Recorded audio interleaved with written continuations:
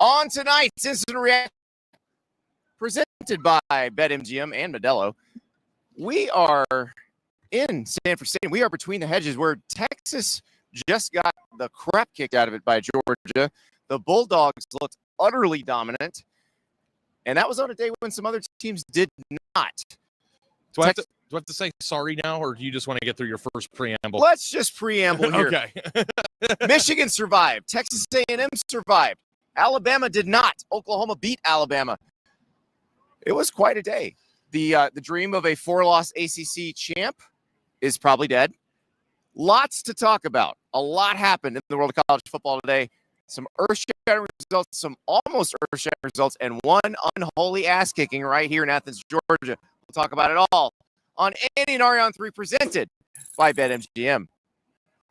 We are presented by BetMGM. We use BetMGM lines and totals. And you can join us by joining BetMGM if you use the bonus code CFB, as in college football, CFB, and you'll get up to a $1,500 first bet offer on your first wager with BetMGM. Here's how that works. Download the BetMGM app and sign on using the bonus code CFB. Deposit at least $10 to place your first wager on $1,500 in bonus bets if your bet loses. Just make sure you use the bonus code CFB when you're signing up. So download the app, deposit at least $10, place your first wager. If your first bet loses, use the bonus code CFB when you sign up. Make this college football season one for the history books. Make it legendary with BetMGM. See BetMGM.com for terms. 21 plus only. U.S. promotional offers are not in Ontario or Puerto Rico. Gambling problem? Call 1-800-GAMBLER in the U.S. Call 877-8-HOPE-NY or text HOPE-NY 467-369 in New York. Call 1-800-NEXT-STEP in Arizona. Call 1-800-327-50-800-BETS off in Iowa or 1-800-981-0023 in Puerto Rico. First bet offer for new customers only, subject to eligibility requirements. Rewards are non-withdrawable bonus bets that expire in 7 days in partnership with Kansas Crossing Casino. And sign up for BetMGM yet, use the bonus code CFB and get your $1,500 first bet offer today.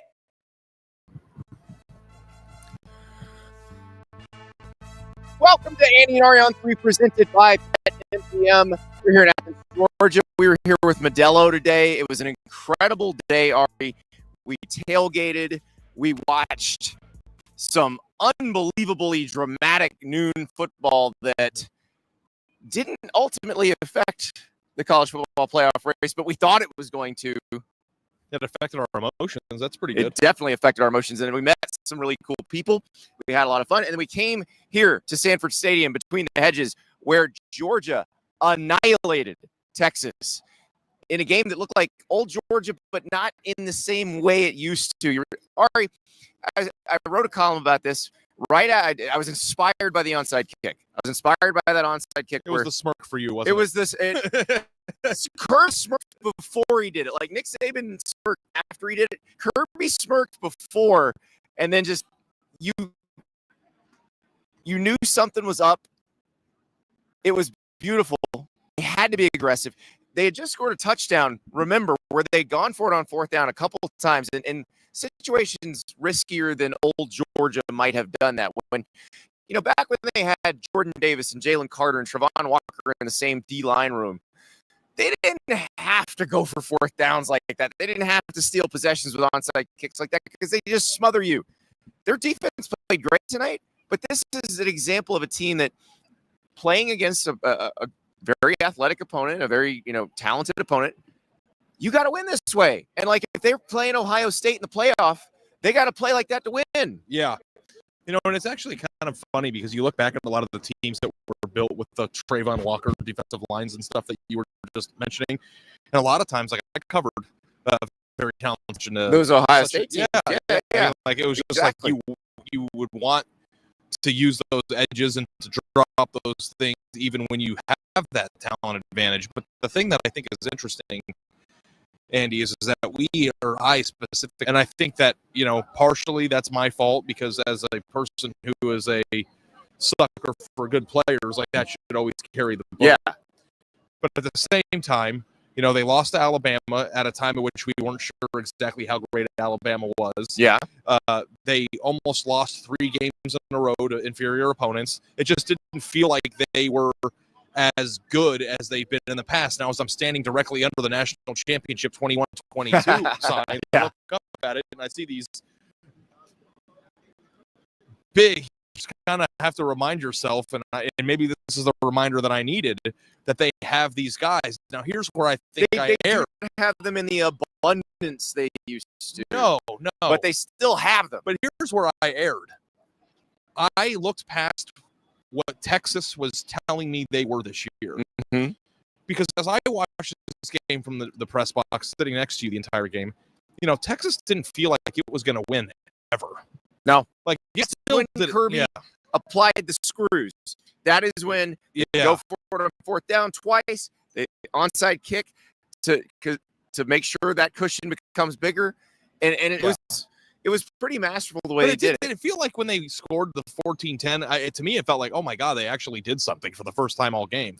But it didn't feel like that was something that was going to happen again. Remember, Georgia hadn't scored in a while at that point, so you felt like it might slip away. And I think that's when Kirby said, hey, we have got to do more here. And they did. And the defense responded as well. The defense never gave up anything. Because it is kind of funny that your takeaway is that, and I agree with you. I also feel like Georgia made Texas feel small to me. Like, it made me feel like Texas wasn't as talented as them. It made me feel not. Yeah, and it made me feel like it was just an SEC team that's Texas pretty good. Texas can't beat you downfield, Texas can't beat Georgia downfield. Georgia beat Texas tonight the way that I would expect them to beat a team like Mizzou. Yeah. Like, I don't know. Like, and they didn't beat Tennessee like this, and they didn't beat Mississippi State they did beat Mississippi State like this. Excuse me. They didn't beat Florida like this, but they found a way to dominate, and I think that's important because they're not always going to be able to do that. But if you can, you have to step up for everybody who is in Ohio State, and I'm talking about Georgia. I'm talking about Alabama, Oklahoma, which now we need to talk about in the playoff race, Indiana, Oregon, all of those teams. They have to be able to step on somebody's throat when it is available. Yeah. Otherwise, you're going to lose in a playoff game. Yeah. I mean, like, here's the thing. Easy to lose sight of thing here.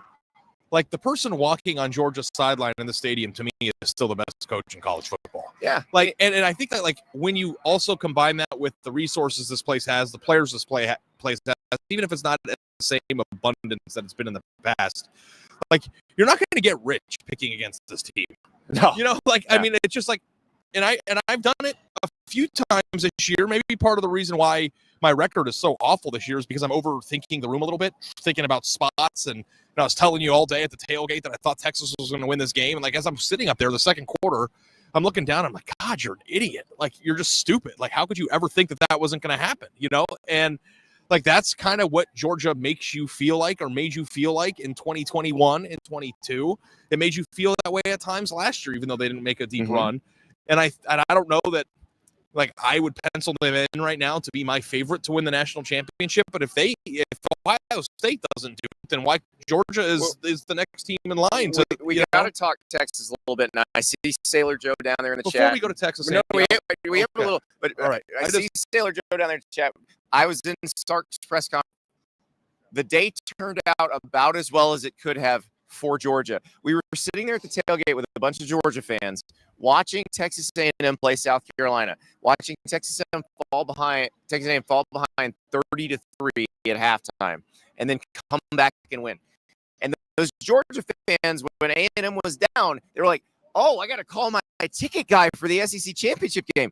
And then they're like looking at each other like, "Wait a second, we don't want to play in the SEC championship game." Yeah. And that may be where they're set up. You and I got into a little headbutting exchange on this earlier in the week, and it was pretty fun to hear, like, actual Georgia fans talking about it. And, like, a little inside baseball, like, as we were driving into the stadium, into Athens today, we were staying a little bit outside of Athens.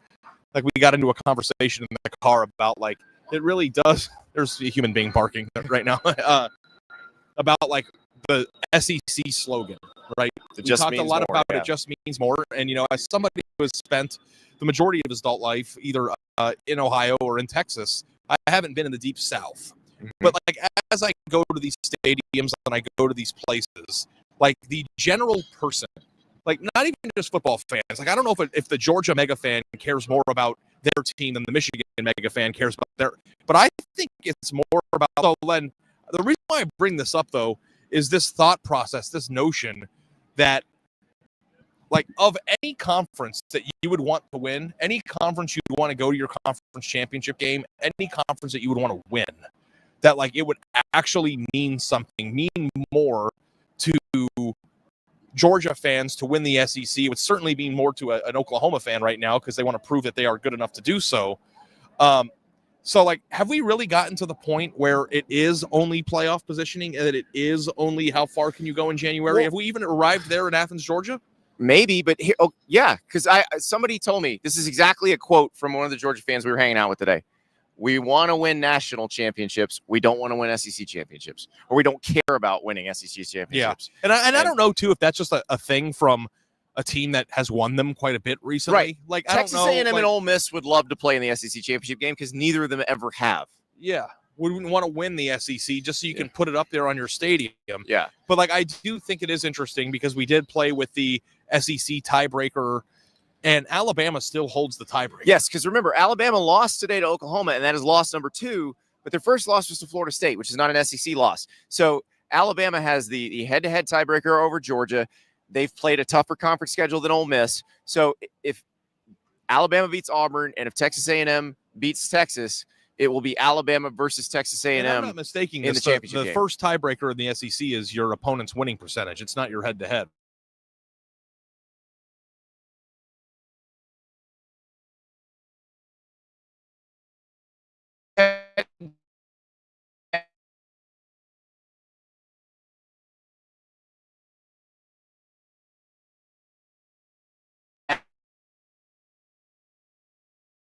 Because I said, the Georgia fans would love a home game in the playoff against the 12 seed.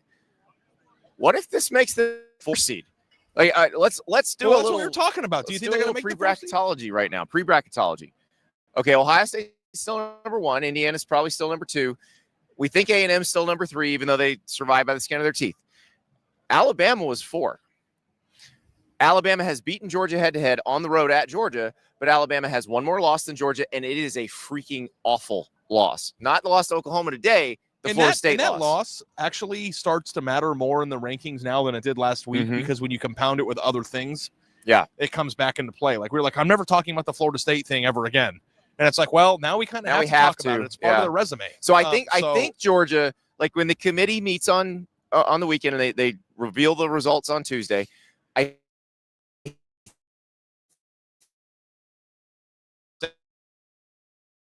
it's highly likely that they will. Yeah. I think as soon as Tuesday, right? Will they get hopped by anybody after championship weekend? Because once you get to 4, are you going to stay at 4? That's a good question. And I think it depends on what people if Alabama beats Texas A&M and wins the SEC championship, they'd probably hop them again. Yeah. So, but let's talk even with one more loss. Yes. Yeah. But let's talk about Texas right now. Make sure. I'm sorry. I know we're paced. Do 30 seconds on Gunnar Stockton, dude. He played so. Gunnar Stockton was awesome. 4 touchdown passes, touchdown run. He's been spectacular. Maybe somebody that's going to start creeping up a little bit higher in Heisman straw polls as we move on. I just wanted to acknowledge him. All right, let's talk Texas, though, because I know the Texas fans want to talk about it. And you're frustrated. Texas is out of the playoff. They're not going to make it into the playoff. I was reading the Inside Texas threads tonight. 9-3 ain't going to cut it. Even if they beat A&M, they're not getting in the playoff. So they're not. I want to just go on a 30 Hold on, before you do that. No, I just want to rant. No, we have to do this because I need to switch the internet because the video is bad. Okay. Guys, I want you to listen to Steve Sarkisian talking about tonight and what happened in that fourth quarter and where the breakdowns came when it went from being a very competitive game to a very non-competitive game. I thought we actually ran it pretty good. We just didn't get enough opportunities. Danny, good. See the net fourth quarters. You think it was just lost composure? What do you attribute it? I don't know. The first 4th down, they snuck the tailback out of the backfield, out the back door. We didn't defend the play well. It's unfortunate because we actually practiced that play. And the second fourth down, we jumped off sides, and that's just mental intensity and focus. We jump off sides, and then they score. And on the onside kick, we didn't break on the ball, and that's on us as coaches. You've got to do a better job of getting our players understanding situational football. We go attack the ball, and we have an opportunity to get great field position in that situation, and we did take advantage of it. So I don't know necessarily if we lost composure. I think we lost some focus. We lost some mental intensity in the fourth quarter, sure. All right, so that's Steve Sarkisian talking about not losing composure, but losing focus and mental intensity. He says it's on the coaches for them not being prepared for the onside kick. A lot of frustrated Texas fans tonight. A lot of because they've not won these big games. They still haven't beaten Georgia since they joined the SEC, and they played them 3 times. They're getting frustrated. Saw a lot of his Sarkisian James Franklin threads on Inside Texas tonight. Mm-hmm. And I want to just say this. Andy, what was Texas before Steve Sarkisian arrived? Not good. Mediocre. What is Texas now? Good, but not national championship If good. this happens again next year, okay, freak out. I think we're getting a little bit, and I get it. We're in the heat of the moment. The game is happening. It's only been over for an hour. Yeah. You're frustrated. You're venting. Do it. That's your fan. That's your rite of passage. But when you zoom out a little bit, I think it's a little insane to start. No, they're frustrated because Yeah. they wanted to make the playoff. They were the preseason number 1. There was all this hype. They spent 9 months thinking about how great they were going to be. I get it from the fan base's perspective, how frustrating this must be. And they are not going to make the playoff at 9-3. Sorry, they're just not. Can I go on a mini rant, though, that I wanted to before you punched me? I am sick and tired of all these people who do the premature eliminated graphic. They're probably not going to go, right? Probably I'm not not. saying they're going. Are they 100% eliminated? Not 100%. I mean, don't do the eliminated graphic. I don't know. I just think it's who's too Ohio State play next week? They could lose to them, I guess, and then lose to Michigan. Yeah, oh, wait, that still would knock them out. I don't know. There's a lot of teams bunched in. Maybe I guess maybe Oregon it could is lose hard. to USC and to Washington, and they get knocked out, And maybe. the margin of defeat tonight isn't going to be great. 35-10 is bad. It's real bad. But if and they beat lost to A&M, Florida, too. Florida I'm just stinks. trying to think, if they beat A&M at the end of the year. No, it doesn't matter. They have a top 5 They're win. not getting Yeah. in. Okay. So you're okay with the eliminated graphic? Yeah, I'm okay with it. If So I'm wrong, I'm wrong, Every but I'm week pretty sure. I do this thing where I count up all the teams that are still alive in the college football playoff race. Texas is deleted. Yes. Okay. How? Okay. Tell me how they get in. Find the path. I mean, I don't know. Tell me how I they don't get know in. if I can do that right now. I'd probably have to get in front of a computer and look at some schedules. But You what I can't do do know is it. that there's 2 weeks left of craziness, and I don't know. But is it going Yeah. to be that crazy? We looked at next week's schedule. Where's No. the crazy coming from? The crazy is unpredictable. Okay. Yeah. But who? Who's going to lose? We should ahead do of that them? a segment this week, games that we How think- crazy could it get? Sure. try to come up with the crazy stuff. Well, But, and we'll also do the segment of how different teams can make their conference championship games, because the ACC is still a mess. We'll talk about that in a second. because let me ask you, do you think a 9-3 team, all 9-3 teams are eliminated? Not yet. So if that's the case, then But Texas has a 25-point loss tonight and a loss to Florida. Florida's Yeah. a bad loss. yeah. It's like if Alabama loses to Auburn, they're out too. And don't mistake Yeah. me trying to talk myself into Texas going to the playoff. That's not what I'm Yeah. doing. I just before I like to say someone's eliminated, I like to be 100% sure they're eliminated. But maybe Texas falls under that category. Okay, I'm going to hit, and if I'm wrong. It's sort of like Ari predicting Texas might win tonight and Being wrong. being wrong. So Yeah, what does Big Cat say? Just say it, man. What's the worst that can happen? exactly. All right, let's talk Notre Dame Pitt, because this was the game that Game Day went to. I guess they made the decision before Pat Narduzzi said the game didn't matter. But Yeah, could they have changed their mind? If they don't think it matters, why should we show up? and they played like it didn't matter. It sure did, bud. It might be that they're just not nearly as good as Notre Dame, and that's what happened. Yeah, Narduzzi was just setting out the bat signal. Everyone. There's a Don't get too Jeremiah excited. Love run early in that game where it's like, oh, no. Yeah. We are dealing with teams on 2 entirely different planes here. Yeah, Notre Dame is really good. I know people want me to hate on them. I don't have anything negative to say. Oh, they think we hate them because we Yeah. said the thing about the head-to-head. And tonight, those same Notre Dame fans are like, well, how come, Andy, you're saying that you'd have Georgia ahead of Alabama? Because they don't have the same record. Yeah. And if they did, if Georgia lost to Georgia Tech, then I'd probably put Alabama back ahead of Georgia. Yeah. And there's more games to be played. Yeah. And, Alabama could go win the SEC, and that changes. Yeah. Same But thing. Notre Dame Awesome. They're going to make the playoff. They play Syracuse and then Stanford.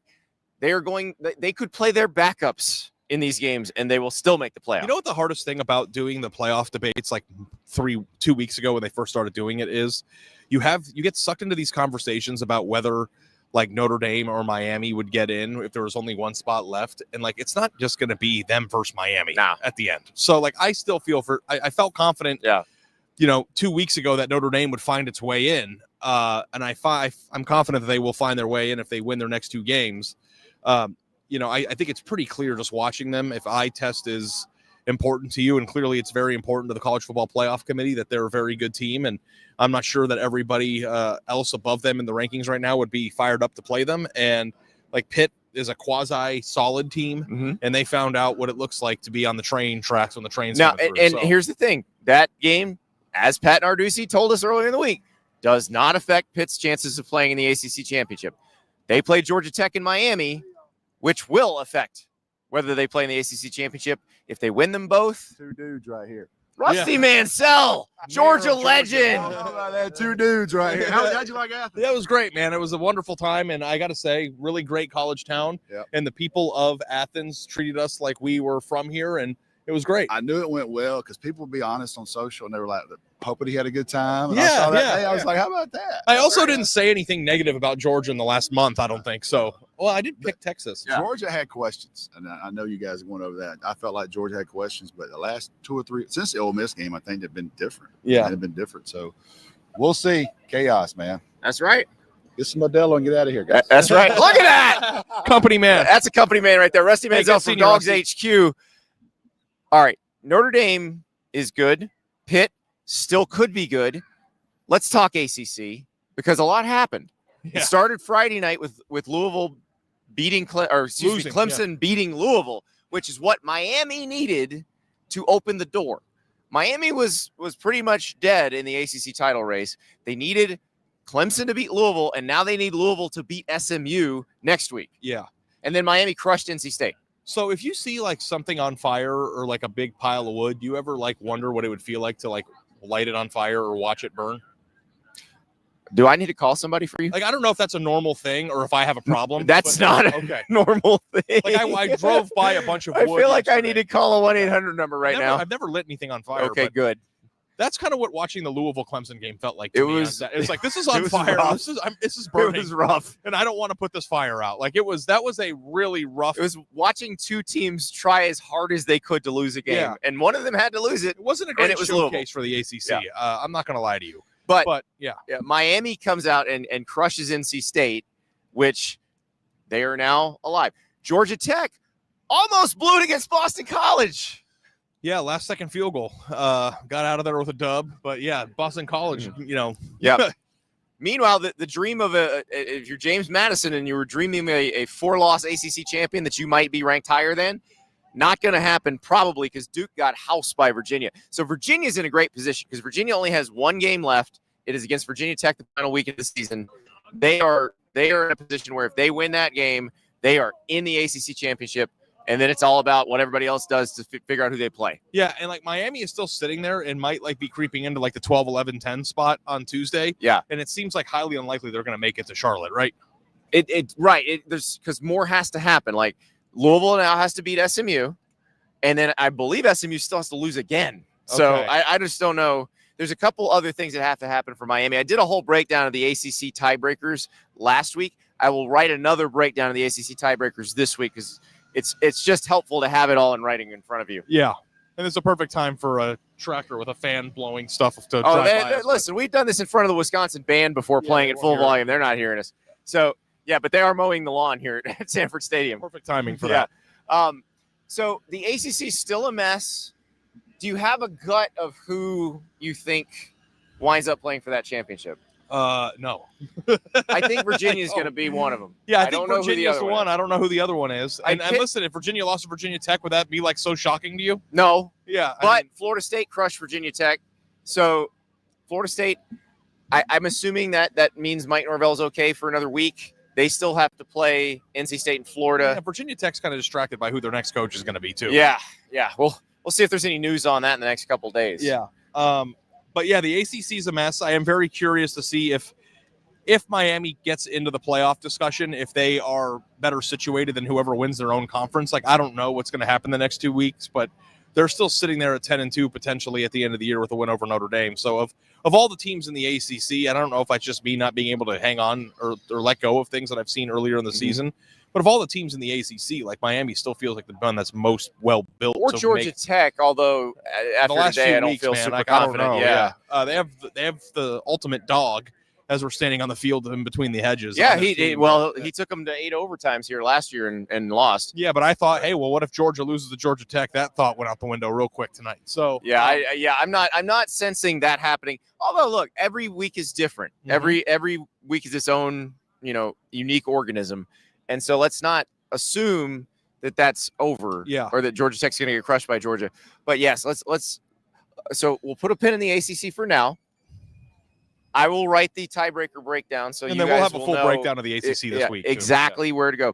If you're wondering why we haven't talked more about Oklahoma beating Alabama, we have an entire video on that.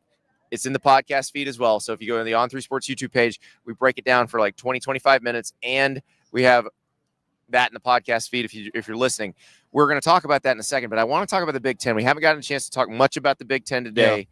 We talked a little bit in the afternoon after Michigan survived Northwestern, but you had USC beating Iowa. USC is still alive for a playoff berth. They go to Oregon next week. The winner of that is probably going to the playoff because I think USC is going to beat UCLA. I think it's fair to say that that USC and Michigan are in identical positions right now. But USC, I feel like, has a lot more realistic chance. Yes, both have a rivalry game. Left. I mean, hell, USC has 2 left. Do you count Oregon? I don't count Oregon as a rival. I mean, Oregon's rival is Washington. Yeah. So, but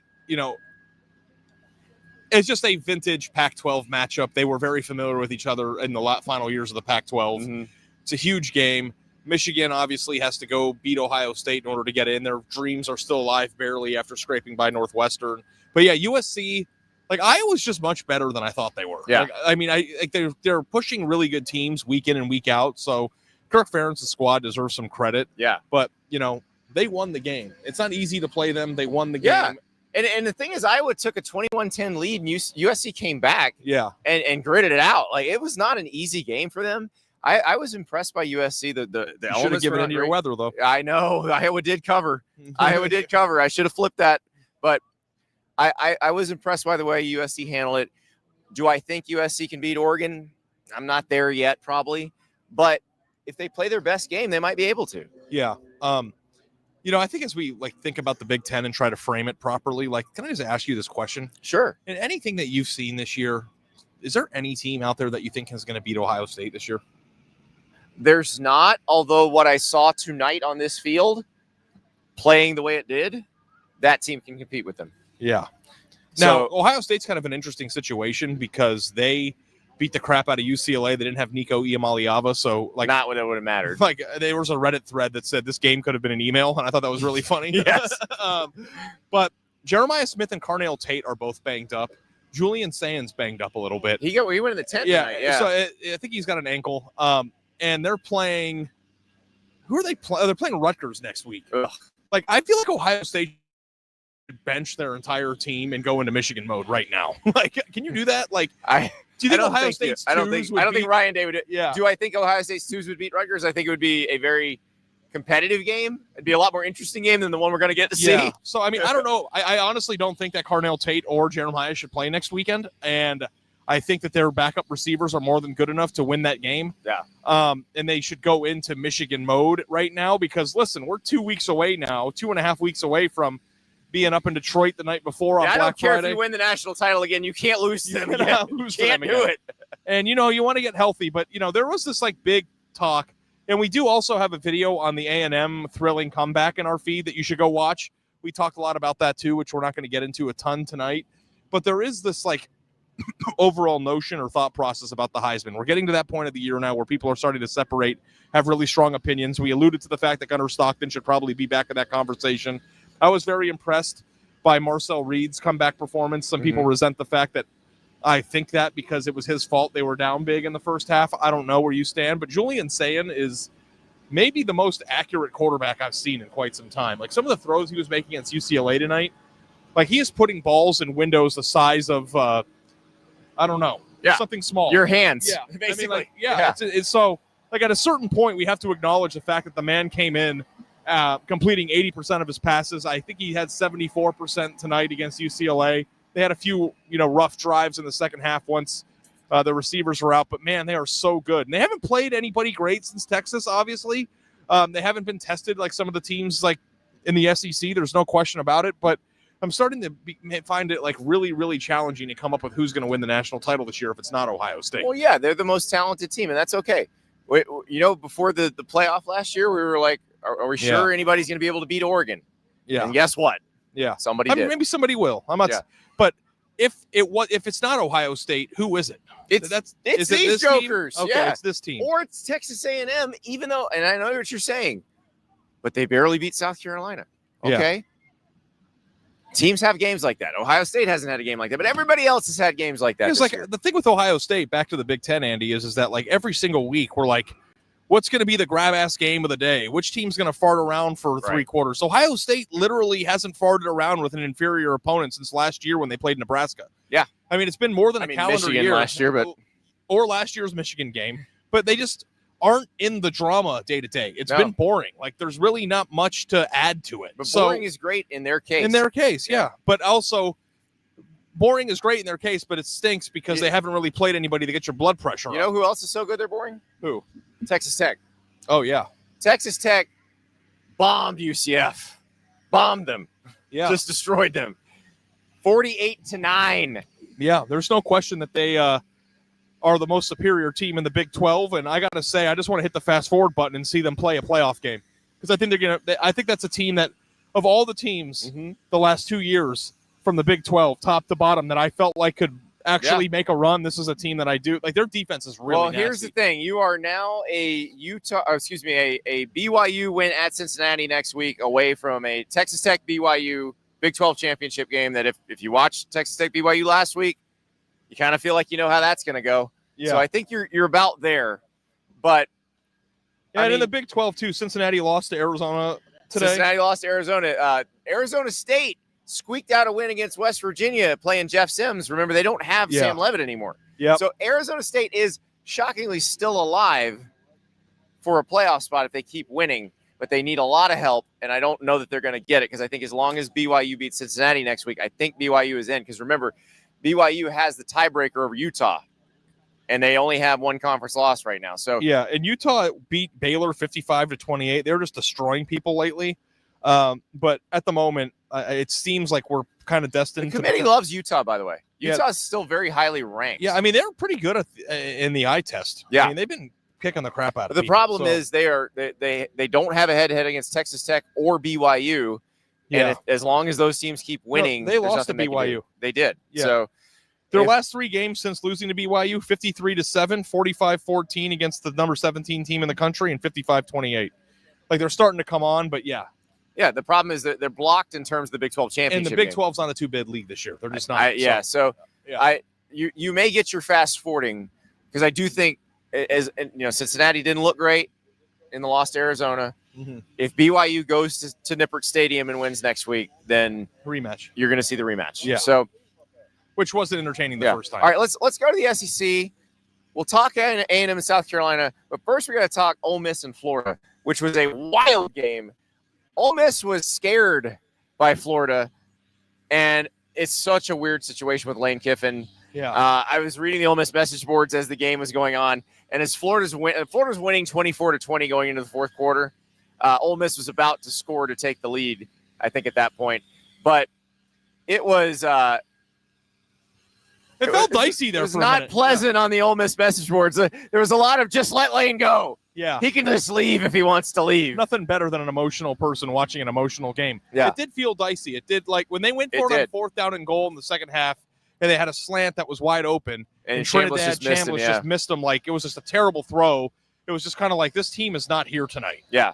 And then, of course, they figured it out, and they found a way to win. Yeah, they had the Kejuan Lacey long run that set up the Kejuan Lacey easy touchdown. And I think after that, And you also have to acknowledge, too, that it probably wasn't a very easy thing for Lane Kiffin to do. No. Like, it's an emotional thing. Well, these next few weeks are going to get interesting at Ole Miss because this is a conversation we had on the show on Thursday. And we talked about it on my Yahoo show, the College Football Inquirer. And it's something that you got to think about. Keith Carter, the athletic director at Ole Miss, if he's going to have to do a coaching search, if Lane Kiffin decides he wants to leave, which he has not decided, he's not said anything. We don't know if he's going to do that or not. But Keith Carter needs to know yes or no, because in the event that Lane Kiffin leaves, he's got to have a coaching search, and there's all these jobs open, and there's only a few qualified candidates, and Ole Miss would be an attractive one, but they can't wait. Like, if you want John Sumrall, the Tulane coach, to be your successor to Lane Kiffin, if he leaves, you have to hire him before Auburn does. And so you got to ask Lane Kiffin kind of now, like, this is an open date.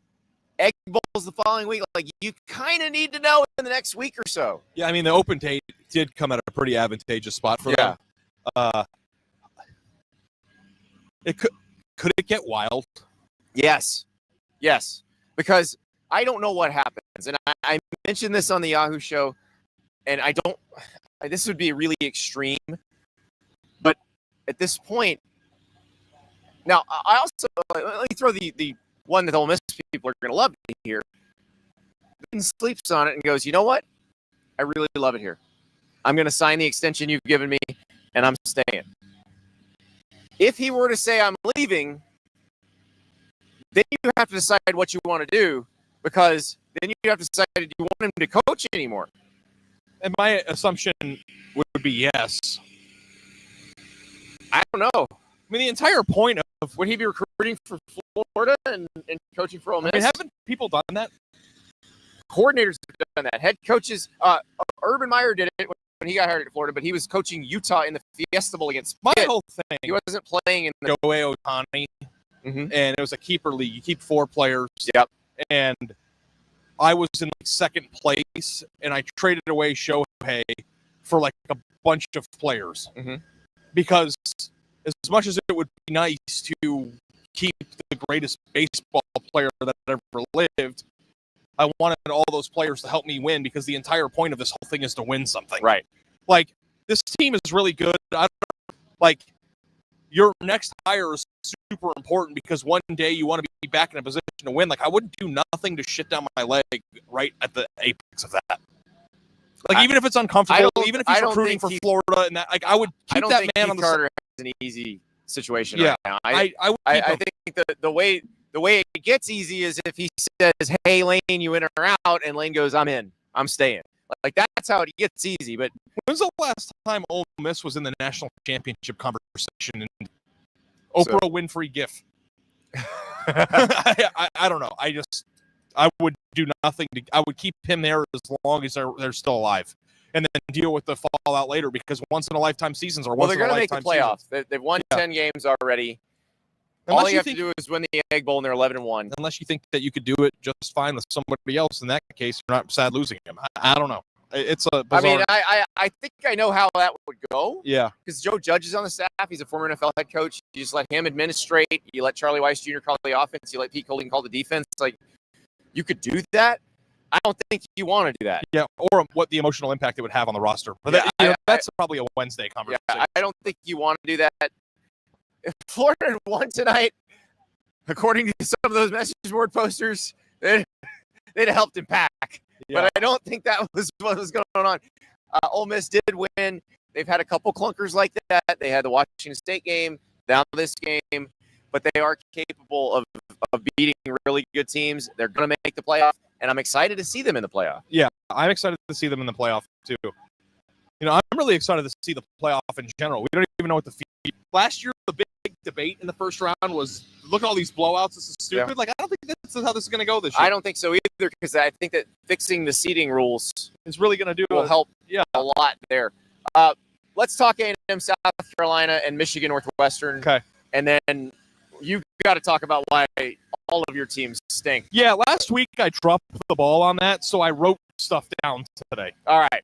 But first, we got to talk about the whole South Carolina Texas A&M situation, which look, Texas A&M, they'll play Texas. It doesn't even matter if they beat Texas, but it matters a lot to them. It's very similar to Ohio State's situation with Michigan. Like they got to beat Texas because they lost the last couple times. I mean, when you think about the A&M day, it started off really crappy. Oh, like it was like you were living.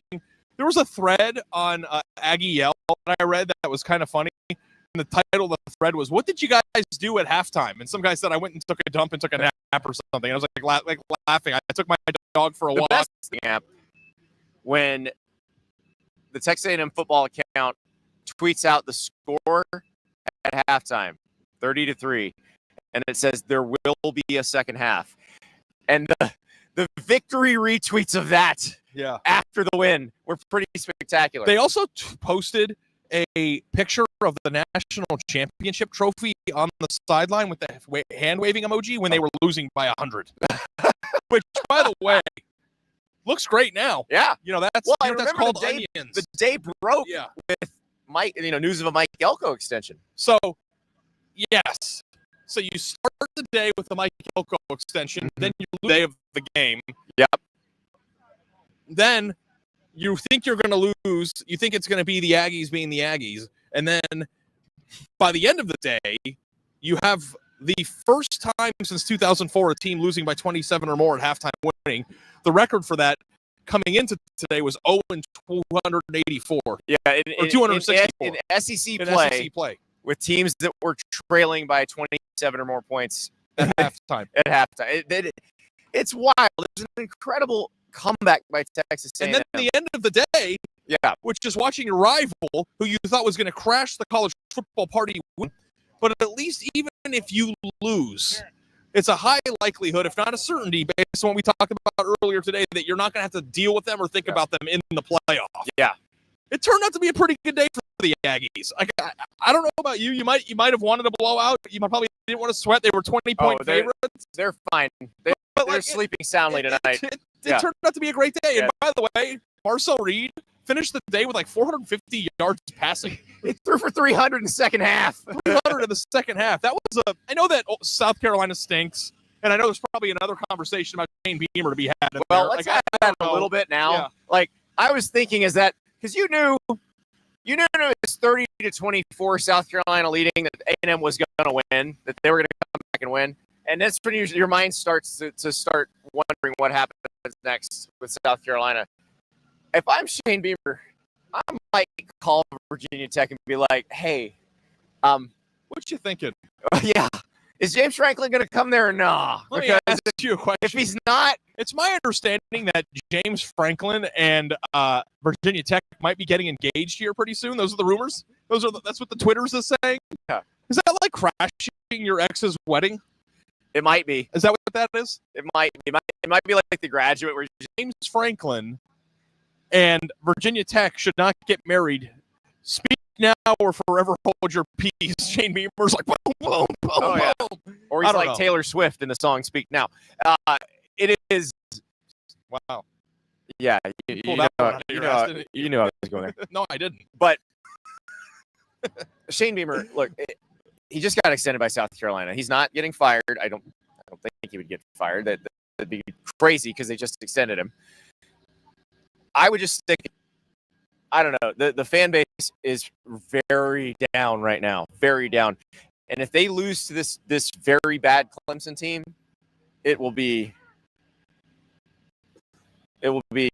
catastrophic. Yeah, but wild times. I did not think that. I thought I was on high alert coming into the year, Andy, about like South Carolina is pretty hyped right now. Like, are they gonna let people? I didn't know it was gonna be doing stuff with Modelo. We found a full-time fan named Hunter, South Carolina student who's here with his dad and his brother. They do like a big college football road trip every year. And his thing was, the Aggies are going to kill South Carolina. So I'm going to go with my dad and my brother to this big Georgia Tech game in Athens. And he's sitting there watching the first half. He's like, yeah. And then the second half here, I grew up a South Carolina fan, so I'm going to warn you, the Gamecocks will break your heart. I mean, at halftime, I'm like, they are not going to win. When's the last time a team with the 27-point halftime lead blew it in the SEC? But that was before I knew the stat was 0-264 coming into the day. 24. I didn't know it'd be 1-264. But Hunter, but Hunter was a good sport, and he actually came on with us afterward as well. So we appreciated Hunter. Man, that was a rough afternoon for him. Surreal kick in the kind of played out in a similar fashion, not with a giant lead, but with a team that was trying as hard as it could to blow it, yet somehow managed to not blow it. Michigan played Northwestern at Wrigley Field. Michigan, 5 turnovers. They were -5 in turnover margin. Northwestern had 0. Joel Klatt says it's the first game he's ever called where a team that had a -5 turnover margin won the game. Yeah. I'm just happy they won, man. I need that Ohio State game to be as juiced as possible. The college football world needs it to be as juiced as possible. You know, Bryce Underwood, I think, has a ways to go, but at times they should have been running because they were clearly running the ball really well. I guess we'll just draw that And they up. ran from the shotgun when they should have been running under center. Because you're Michigan, you couldn't actually do that. It's not like you're one of the schools that doesn't ever play under center that just goes out of the shotgun all the time. Like, you're the one team that doesn't need to line up in the shotgun when it's 4th and 1. You know what? You can take a deep breath because you're one win away from Maryland, away from controlling you control it now, but being on the same field with Ohio State in Ann Arbor. Please don't. With a college football. I think it's a Big Ten. It does affect the Big Ten championship. It doesn't necessarily put Michigan into it. Okay, you'll have to explain that to me some other time. Like, it depends on where USC is. Like, if USC only has one Big Ten loss, they beat Michigan. Yeah, so they would go over that. But yeah, that will play itself out too. Look for another tiebreaker column for me on that. Also, Michigan might have that same Georgia conversation of, do I even want to go to Indy? Because they would be in the playoff at that point. Exactly. Ari, I think it's time for you to tell the people why their teams stink. Okay. So you have collected this. You've got all the best teams in the country, and these are the good teams. Yeah. These are the good teams. But as you know about these teams on the internet. Oh, wait, one more. Okay. One more. Navy. Navy beats US. Yeah. Huge game. The Middies in control in the American. So Navy still has to play Memphis on the final day of the regular season. Their regular season also includes the game against Army, but that's after the American Championship. Navy needs to beat, I believe if Navy beats Memphis, they're in the American Championship game. I'm thinking Navy Tulane now. But that was pretty crazy. Like, I didn't know that Navy. Heidenreich sets the all-time record for receiving yards at Navy, which, what was it, like 70? No, it's more than that, but I believe it's the career record. Oh, career record. Yeah. Okay. Like, single game record was still like 51, I think. And Memphis lost to East Carolina, so East Carolina is still hanging around too. Yeah. So, but American, your champion will be in the playoff. We think, unless James Madison wins the Sun Belt 12-1, they do. Your schedule is incredibly backloaded. We're right in the thick of it. A lot to figure out, but congratulations to Navy, and thank you for your service. Is that the right thing to say? Okay. All right. Ari has collected the list of all the best teams. These are you all say that they stink. Like, it doesn't matter what team we say. A bunch of you will be like, they stink. They haven't played anybody. They're overrated. Ari's going to he's going to give you the ammo so that when you do that to other people, you know what to say. And I knew exactly when I was going to start doing this. Was exactly when the tractor was going to be blowing in my ears. I'm reading this. So can you just sing for like 3 seconds while this guy drives by me? These eyes cry every night. It's hard for me. I don't know. For you. Okay, ready? These arms. Now he's saying in our end zone. All right. Just long to hold you. Ohio State. Did you just see what Georgia did to Texas on this field tonight, Andy? 14-7. The middle school schedule you're playing? Are you kidding me? Julian Sand only completed 74 passes against UCLA. This is his arm fall off? 74%. Oh, man, you wrote this down. Come on. You're not playing a single good team all year. We can't even say that now because Texas is no longer even remotely good. Play a team with a pulse. if you want to be taken seriously. Your schedule's a joke and you're boring. Indiana, enough with the basketball school already. They wear candy pants with World War II, and you want me to bring up a bunch of JMU players from talking about them when the SEC still exists? Texas A&M. Was Marcel Reed shaving points in the first half? I don't give a shit if he threw for more than 400 yards. The dude forgot how to play against one of the worst teams in the SEC. Yeah, by the way, if you don't know this is a joke by now, that's on you. You don't get credit for a fourth quarter comeback if you're the reason they're losing. Georgia, you took down Arch. Congratulations. When has Arch ever been up, though? You can't amass talent at the same level as you used to, so you need to resort to grab-ass onside kicks in the fourth quarter in your own field. You lost to Bama, who lost to Florida State. The dynasty is dead, and the SEC is overrated. Congratulations on being the tallest short guy. Ole Miss, your coach can't even decide if he wants to stay there. He said he barely beating Florida, that it would be disrespectful to even talk about the other jobs. The dude is gone. Just give it up. Texas Tech, it doesn't matter how much oil money you have. You play in a JV league with a bunch of JV teams. Any defense would look good in a little 12. Also, there aren't any saguaro cactuses in Lubbock. Grow up. Oklahoma. He's really mad about the saguaro cactus thing because he's from Arizona where they actually have them. It's stolen I valor. tried to explain to him there's only one cactus emoji, and that is why the people of Texas Tech use the cactus emoji that looks like the Arizona cactuses and not like the Lubbock ones. Oklahoma, your coach was on the hot seat 3 weeks ago, and now you're all tough. You lost the same Texas team that's going to make you competent enough to make a deep run in January. Beating Bama is your entire season. It's not 2020 anymore. Grow up. Oregon, how many Big Ten West teams are you going to struggle with before you admit you're just slow?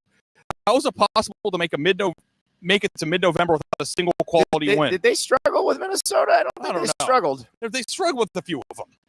Go get some Teva sandals and go on a hike. Miami, you play in the ACC and you lost twice in league play. You lost to SMU on the road, Louisville on Friday night.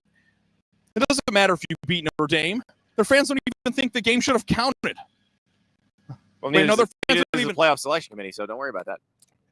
Oh, your state champs, you beat USC, who lost to USF, who lost to Navy, Florida, and Florida State. State champs, go hang the banner because you're not hanging any other ones.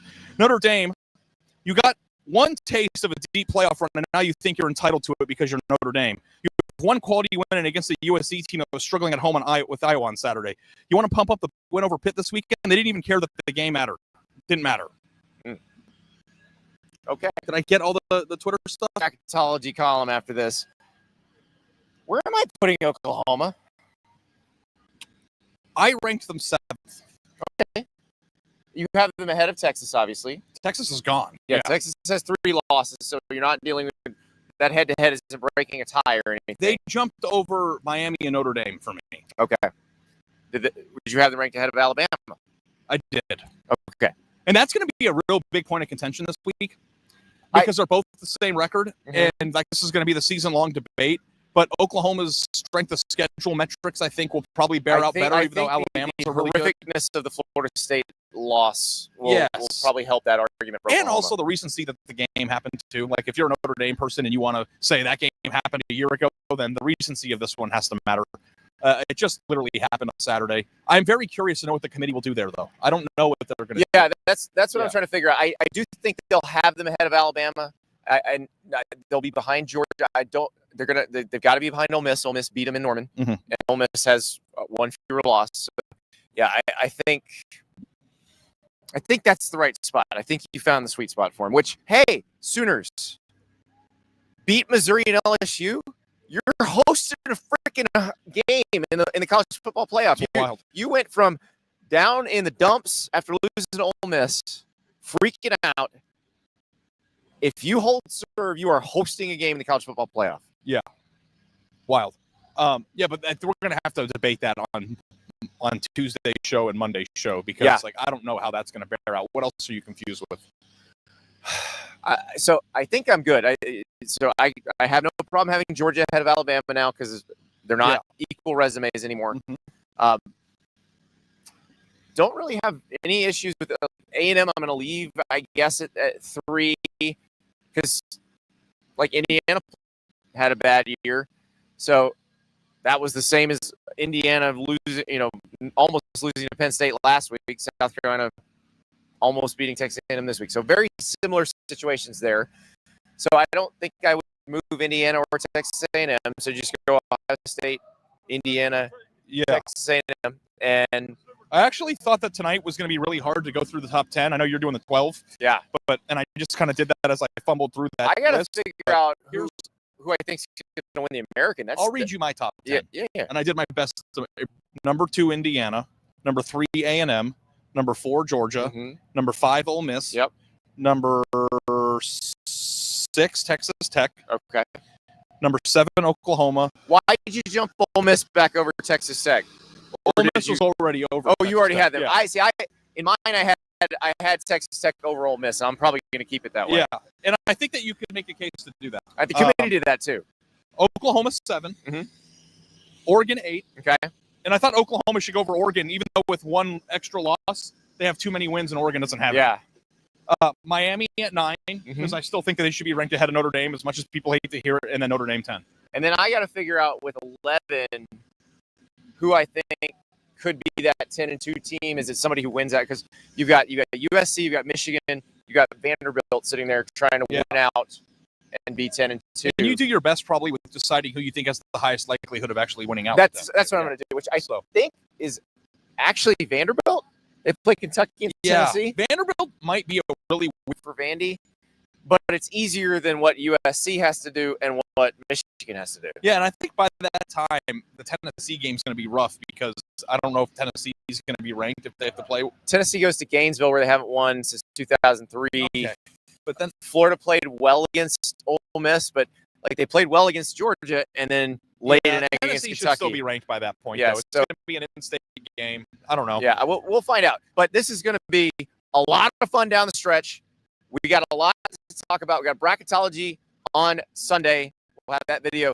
We will prep you for the USC Oregon game, which will be the game of the week next week. And we got a pick show on Monday. We're just barreling toward the end of the season, and I'm depressed. Just sit Monday out. No. Okay. You keep. I almost did. Okay. Did you actually have that? Oh God, that's my lower back. Okay. But hey, another great day. Honestly, I don't know where your back ends and your ass begins. I actually have a flat back.